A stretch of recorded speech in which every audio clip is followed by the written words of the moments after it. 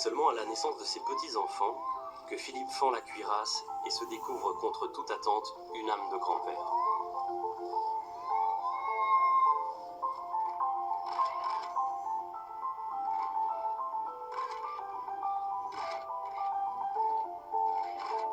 Au moment de la mort de Lady Diana, il n'a qu'une idée en tête: protéger à tout prix William et Harry de la folie médiatique qui emporte l'Angleterre. Et lors des obsèques de leur mère, c'est lui qui les convainc de marcher juste derrière le cercueil, pour qu'ils ne regrettent pas plus tard de ne pas l'avoir fait. Ils acceptent à une condition: que leur grand-père marche à leur côté. Image émouvante dont les Anglais lui sauront gré, même si elle n'effacera pas l'exaspération que suscite si souvent en eux la désinvolture du prince, son manque de tact assumé et ses dérapages incontrôlés. Il est bourru, il est vieux, il a très peu de dispositions pour le politiquement correct, et pour lui, il faut appeler un chat un chat. Philippe a la réputation d'être le roi de la gaffe. Les gens l'appellent le duc de tous les dangers. Son image dans la presse est celle de quelqu'un qui a un talent certain pour mettre les pieds dans le plat. Parce qu'il est direct, qu'il dit des choses un peu excessives, qu'il peut faire des commentaires considérés comme racistes ou sexistes ou offensants. Il y a eu de nombreuses tournées royales où toute l'attention était centrée sur le prince Philippe et son prochain dérapage stupide. En Chine, il a dit à un étudiant britannique: « Vous êtes resté ici si longtemps que vous allez rentrer au pays les yeux bridés. » It's not, of course, the first time the man the newspapers like to call faux pas Phil has put his foot in it. There was the visit to the electronics firm where he asked if the wiring had been put in by Indians. And of course the time in Australia where he wondered whether Aborigines still threw spears at each other. Sur l'île de Man, en Écosse, parlant à un moniteur d'auto-école, il lui a dit: « Comment tenez-vous les gens d'ici éloignés de la biture assez longtemps pour qu'ils parviennent à passer leur permis ?» C'est ce qui explique pourquoi Philippe est une des cibles préférées des caricaturistes, et notamment de Spitting Image, l'émission satirique préférée des Anglais pendant l'ère Thatcher. Je l'ai toujours imaginé comme le personnage que nous avons créé pour lui. Il était connu sous le pseudonyme de Babylos le Grec, et il avait son propre resto à kebab. Il s'enfuyait du palais la nuit pour retrouver ses cousins grecs et faire la fête. Il y avait sûrement un peu de vrai là-dedans. On lui a toujours donné le rôle d'être politiquement incorrect. Il avait la tâche d'être vulgaire au sein de la famille royale. Il tirait sur tout ce qui bouge. Par exemple, s'il ne pouvait pas pêcher le poisson, il le flinguait à coups de calibre 12. Il prenait aussi son gros calibre pour tirer sur les gens qu'il n'aimait pas. Dans l'émission, il butait tout le temps quelqu'un.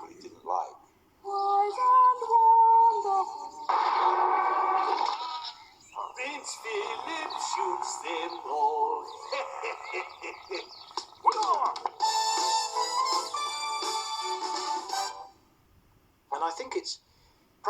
Je pense que c'est inconsciemment lié au fait que Philippe a inventé son propre rôle alors qu'il n'en avait pas.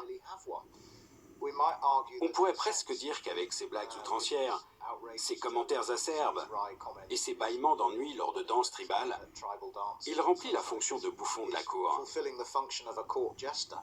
Mais pas seulement pour la cour, pour le pays tout entier.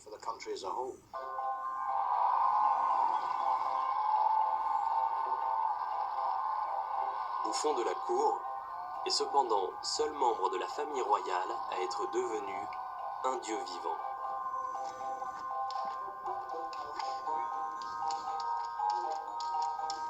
Alors qu'il était en visite officielle avec la reine dans l'océan Pacifique, les villageois de l'île de Tanna reconnurent en lui le messie qu'ils attendaient et décidèrent dès lors de lui vouer un culte et de le vénérer comme une divinité. In Tanna, we believe that Prince Philip is the son of our god, our ancestral god, who lives up in the mountain. We ask him to increase the production of our crops in the garden, or to give us the sun or rain. And it happens. Adressant un jour au prince Philippe une canne, utilisée pour tuer les cochons et spécialement sculptée pour lui, les villageois de Tana lui demandent de leur envoyer une photo qui le montrerait posé avec ce présent. Philippe leur fait parvenir ladite photo, confirmant ainsi à ses adorateurs qu'ils peuvent continuer de l'aduler. From what we believe, the spirit in Prince Philip won't die.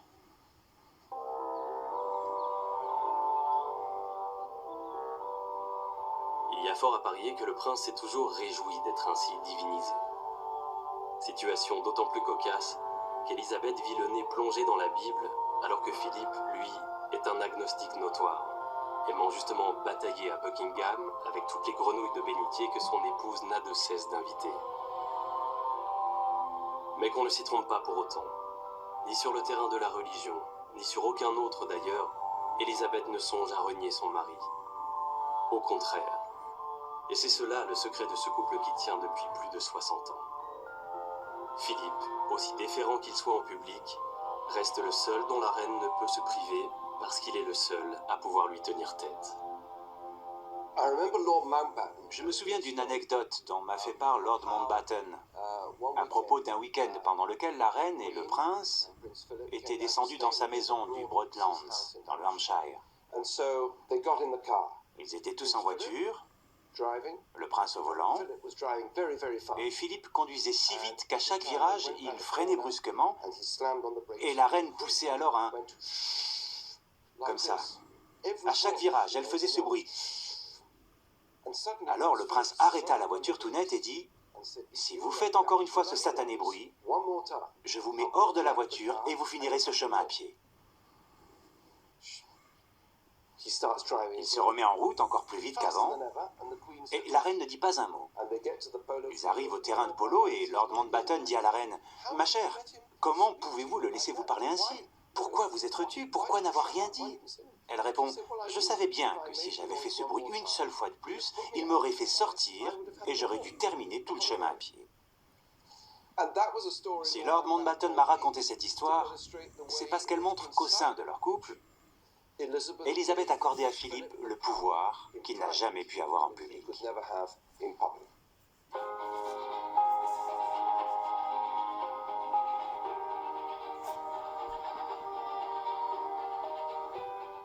Frequently, we have discussed my intended speech beforehand, and as you will imagine, his views have been expressed in a forthright manner.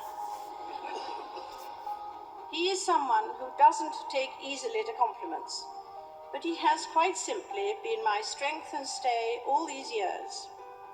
And I and his whole family, and this and many other countries, owe him a debt greater than he would ever claim, or we shall ever know.